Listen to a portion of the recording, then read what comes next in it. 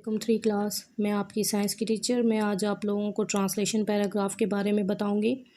आप लोगों को वो याद करवाऊंगी कि आप लोगों ने किस तरह से उसे अच्छे से याद करना है और उसके बाद आपने उसको लिखना है। आज की डेट है 15/5/2020। डे है आप लोगों का फ्राइडे। चलें जी, आज डेट पुट करते हैं। फर्स्ट ऑफ ऑल आप लोग डेट पुट करेंगे फ्राइडे। राइटिंग पर ज़्यादा फोकस रखिएगा। FRIDAY Friday. डेट है आप लोगों की 15/1/15 एंड TH। मंथ कौन सा है? मई, MAY, मई, 2020। अब 2020 भी आप लोगों ने इक्वली लिखना है जितनी आपने डेट ऊपर तक ली है। डन। अब नेक्स्ट लाइन पर आप लोग लिखेंगे जिस तरह से आप लोग डेली करते आ रहे हैं। Homework, HOME, home, WORK, work, homework. Next line में आप लोग लिखेंगे जिस सब्जेक्ट्स का आप काम कर रहे हैं। साइंस, SCI, डॉट मस्ट है इसके बाद। नेक्स्ट क्या है? लेसन नंबर 1, पेज नंबर क्या है? पेज नंबर है 5 और 5 एंड 7। 5 एंड 7 की ट्रांसलेशन है पेज नंबर 5 और 7। ठीक है, यहाँ पर आप लोग नीचे सेंटर में बिल्कुल लिखेंगे translation paragraph. Translation paragraph,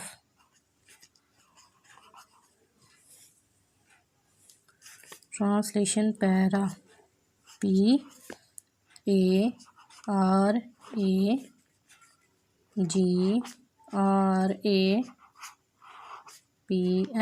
translation paragraph. ठीक हो गया। इस तरह से आप लोगों ने नीट राइटिंग में इसको रेडी करना है। अब मैं आपको इसको याद करवाऊंगी। आप लोगों ने इसको किस तरह से याद करना है बहुत ही अच्छे से। चलेंगे, बुक है आपकी, लेसन का नेम है आपका, यूनिट नंबर 1 है आपका। लेसन का नेम है ह्यूमन बॉडी। ह्यूमन बॉडी पढ़ेंगे मेरे साथ साथ आप लोग। Human body is like a machine. इंसानी जिस्म एक मशीन की तरह है। As a machine consist of many different parts. Consist का मतलब क्या होगा? मुश्तमिल होती है। कंसिस्ट का मतलब क्या है? मुश्तमिल होती है। जिस तरह से एक मशीन मुख्तलिफ़ हिस्सों पर मुश्तमिल होती है। अब देखें, डिफरेंट पार्ट का मतलब क्या है? मुख्तलिफ़ हिस्से। कंसिस्ट मुश्तमिल होती है, मैनी बहुत से, एज आ मशीन एक मशीन। जिस तरह से एक मशीन मुख्तलिफ़ हिस्सों पर मुश्तमिल होती है। that work together to perform different functions. Human body has also different parts that work together. अब यहाँ से इसकी ट्रांसलेशन करेंगे, जो इकट्ठे काम सरअंजाम देते हैं। इसी तरह से इंसानी जिस्म भी एक मशीन की तरह है। इंसानी जिस्म के मुख्तलिफ़ हिस्से भी इकट्ठे काम सरअंजाम देते हैं। अब उन्होंने क्या किया है? मशीन की इसलिए मिसाल दी है, एग्जाम्पल यहाँ पर मशीन की इसलिए दी है कि उसमें भी डिफरेंट पार्ट होते हैं। जैसे वॉशिंग मशीन है, उसके भी डिफरेंट पार्ट हैं जिसकी वजह से वॉशिंग मशीन चलती है। अब इंसानी जिस्म क्या है? एक मशीन की तरह है। वो कह रहा है उसमें भी डिफरेंट पार्ट हैं जिनकी वजह से इंसानी जिस्म चल रहा है। अब वो पार्ट क्या है? वो पार्ट कुछ ऐसे अज़ा होते हैं, यानी कि ऑर्गन्स होते हैं जो कि हमें दिखाई देते हैं और कुछ हमें दिखाई नहीं देते, यानी कि विजिबल होते हैं कुछ और कुछ ना दिखाई देने वाले। जिनमें से कुछ अहम हैं कि जैसे आप हार्ट ले लें, lungs, blood, kidney, stomach, ETC। और कुछ उसमें से कुछ ज़्यादा ही अहम हैं जिनके बगैर हम लोग ज़िंदा नहीं रह सकते। These are eyes, hands, legs, ETC। ठीक है, अब आप लोग देखें इसकी नेक्स्ट लाइन में क्या है? These parts are called organs. ये हिस्से अज़ा कहलाते हैं। क्या कहलाते हैं? ये हिस्से अज़ा कहलाते हैं, यानी कि ऑर्गन्स कहलाते हैं। Some are visible, some are visible, इनमें से कुछ दिखाई देते हैं।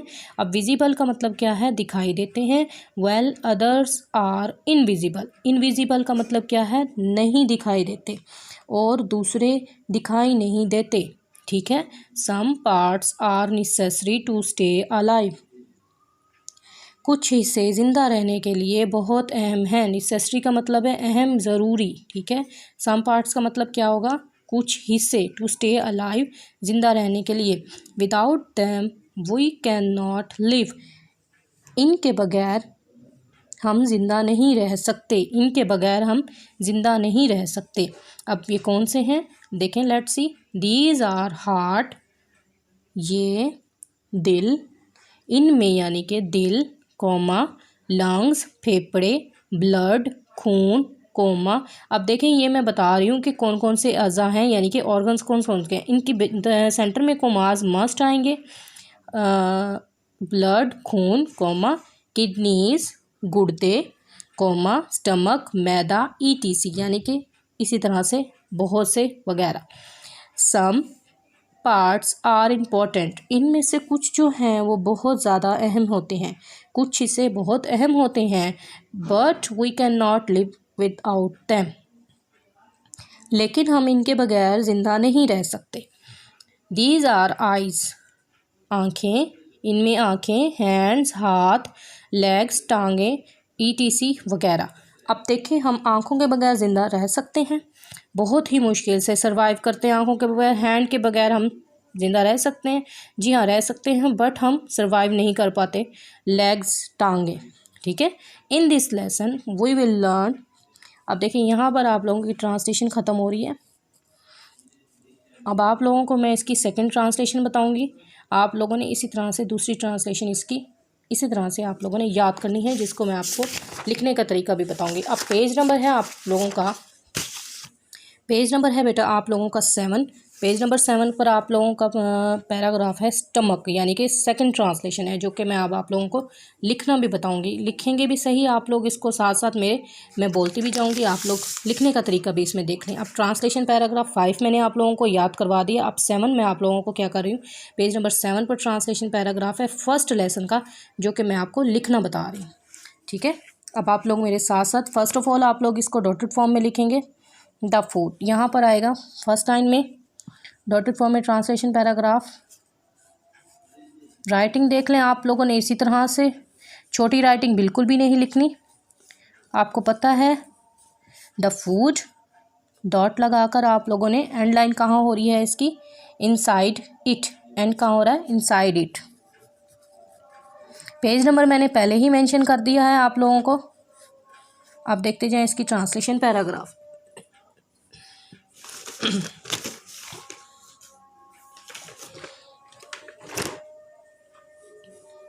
अब लिखेंगे, ट्रांसलेशन मेरे साथ करें।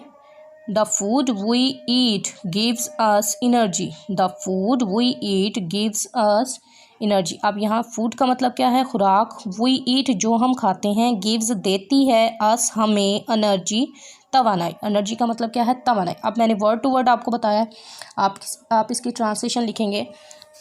जो खुराक, वन फिंगर गैप लाजमी देना है आप लोगों ने, वर्ड को बड़ा करके लिखना है, छोटा नहीं लिखना। जो खुराक हम खाते हैं, जो खुराक हम खाते हैं वो हमें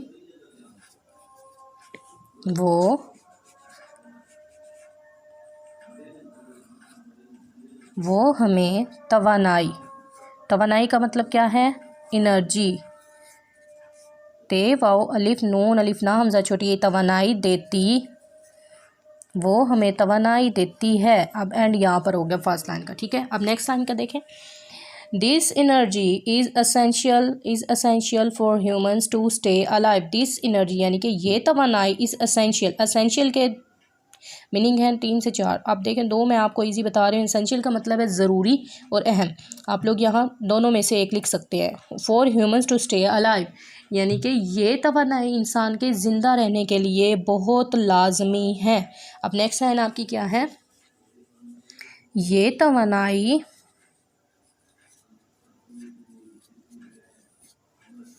इंसान के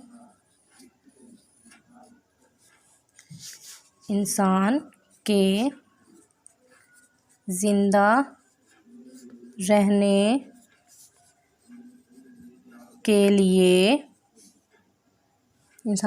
रहने के लिए बहुत लाजमी है। अब सेकंड लाइन आपकी यहाँ एंड हो रही है। अब देख लें, आप लोगों ने वर्ड के नीचे वर्ड नहीं लिखना, हर वर्ड के बाद आप लोग गैप देते जाएंगे 1 फिंगर, तो आप लोगों की स्टेयर्स नहीं बनेंगी राइटिंग में। इस बात का बहुत ज़्यादा ख्याल रखना है कि ट्रांसलेशन पैराग्राफ लिख रहे हैं, चाहे आप कोई ऐसे लिख रहे हैं, वहाँ पर आपकी स्टेयर्स नहीं बननी चाहिए। स्टेयर का मतलब है कि वर्ड के नीचे वर्ड नहीं आना चाहिए। आप लोग हर वर्ड के बाद गैप देंगे, ऑटोमेटिकली आपका पैराग्राफ नीट आता जाएगा। डन। अब नेक्स्ट लाइन देखेंगे इसकी।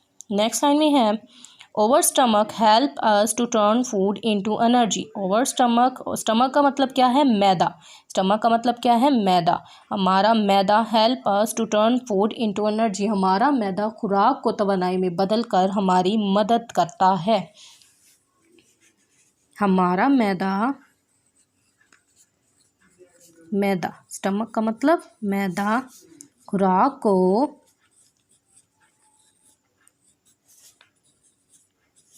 तवानाई में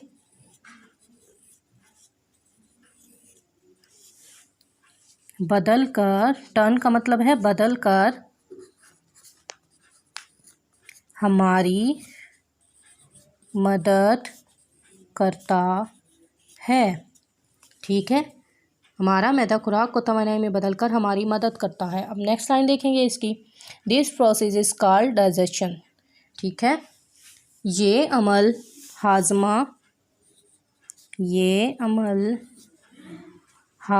हे लिफा ज़्वाद मीम, ज़्वाद थोड़ी सी लेटी हुई, ज़्वाद मीम हेमा हाजमा कहलाता है।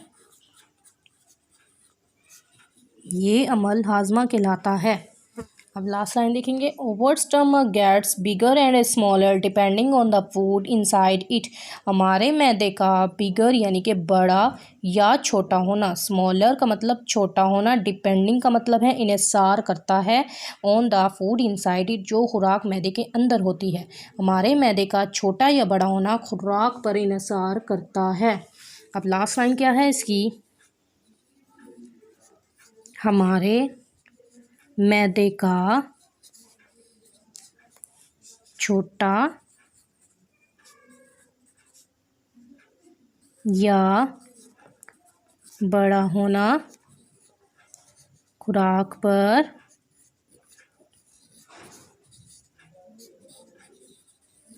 इन्हिसार, डिपेंडिंग का मतलब क्या है? इन्हिसार करता है। ठीक हो गया। अब ये आपका कौन सा पैराग्राफ था? सेकंड पैराग्राफ था। फर्स्ट पैराग्राफ मैंने आपको याद करवाया। अब ये सेकंड पैराग्राफ था आपका। लेसन नंबर 1 के 2 पैराग्राफ है। अब हर लेसन के क्या हैं? 2 पैराग्राफ हैं। अब इसी तरह से आप लोगों ने यही राइटिंग रखनी है, नीट राइटिंग में काम करना है, मार्जिन लाइंस ड्रॉ करनी है, लाजमी है बेटा। ये मार्जिन लाइन के बाहर देखें, मेरा कोई वर्ड नहीं गया, और आप लोग भी इसी तरह से लिखिएगा। ठीक है, बेस्ट ऑफ लक बेटा।